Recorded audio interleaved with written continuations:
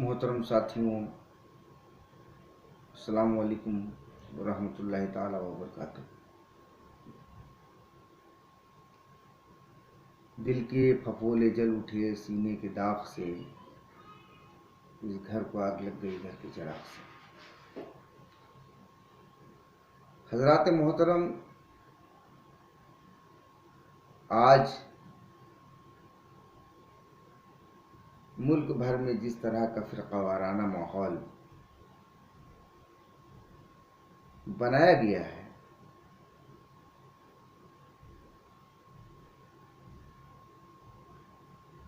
सियासी अगराज़ व मकासद की बिना पर मुल्क को तकसीम करने की कोशिश की जाती है।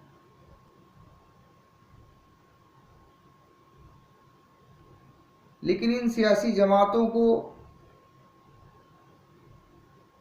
ये सोचना चाहिए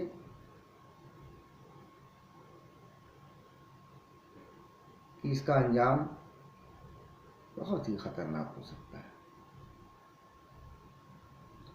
भाई को भाई से जुदा करने की जो साजिशें की जा रही हैं, यकीनी तौर पर ये इंसानियत के खिलाफ है।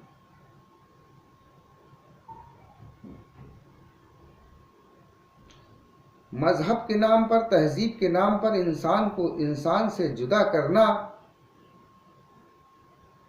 ये कहाँ की तालीम है? ये कहाँ का इंसान है?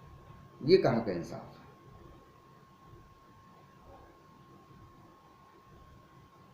ये ना तो प्राचीन भारतीय संस्कृति, जिसे सनातन संस्कृति कहा जाता है, उससे संबंधित है, और ना ही हमारे देश के संविधान और कानून से संबंधित है। हमारी सनातन संस्कृति तो वसुधैव कुटुंबकम की बात करती है, सारी वसुधा को अपना कुटुंब समझती है। अभी मैंने आज दिल्ली के एक जज्बाती लीडर का एक बयान सुना, जो उन्होंने मध्य प्रदेश के किसी शहर में जाकर के दिया था, और किसी पिक्चर का हवाला देते हुए, किसी मूवी का हवाला देते हुए उन्होंने लगभग वायलेंस करने की तरगीब लोगों को दिलाई है। सवाल बहुत चुभता हुआ है, और सवाल इंसानी ज़ावियों को भी तय करता है, और सवाल आपके अंदर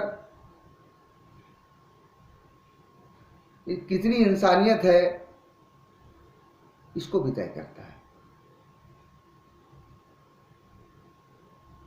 उस फिल्म में जो भी दिखाया गया, यकीनी तौर पर उससे भी कहीं ज्यादा बुरा किया गया था कश्मीर में कश्मीरी पंडित और सूफियों के साथ। सवाल आता है कि इस फैक्ट को कैसे जाना जाए। फिल्म के तथ्य सत्य पर आधारित नहीं हो सकते, लेकिन संसद की कार्रवाई में देश के काबीना मिनिस्टर का बयान यकीनी तौर पर एक फैक्ट है, एक तथ्य है। दिसंबर 2019 में जब नागरिकता संशोधन विधेयक संसद में लाया गया था और उस पर चर्चा की गई थी, उस पर चर्चा के उपरांत देश के माननीय गृह मंत्री अमित शाह जी ने जो वक्तव्य दिया था उस वक्तव्य के मुताबिक उन्होंने कहा था कि कश्मीर से केवल कश्मीरी पंडितों को ही नहीं भगाया गया, उन पर ही अत्याचार नहीं किया गया, बल्कि कश्मीर में सूफियों पर भी अत्याचार किया गया और उन्हें कश्मीर से निकाला गया।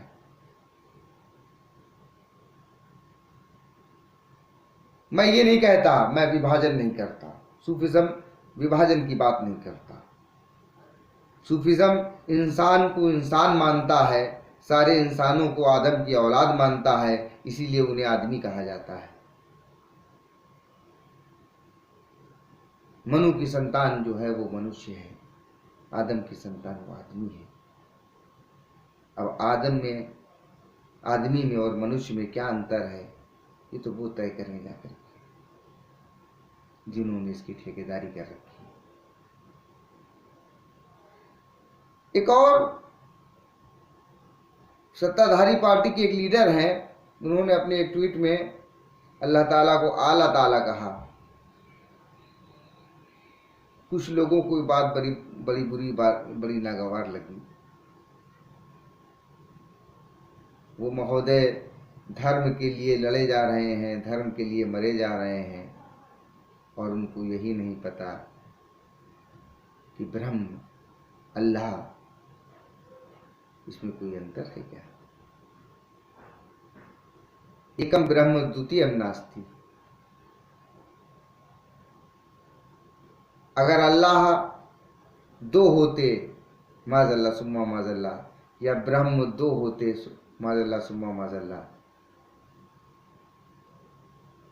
तो आप कल्पना नहीं कर सकते ब्रह्मांड की स्थितियां क्या हो सकती है। ये मानसिक रूप से बीमार लोग, जो मुल्क के फिरकावाराना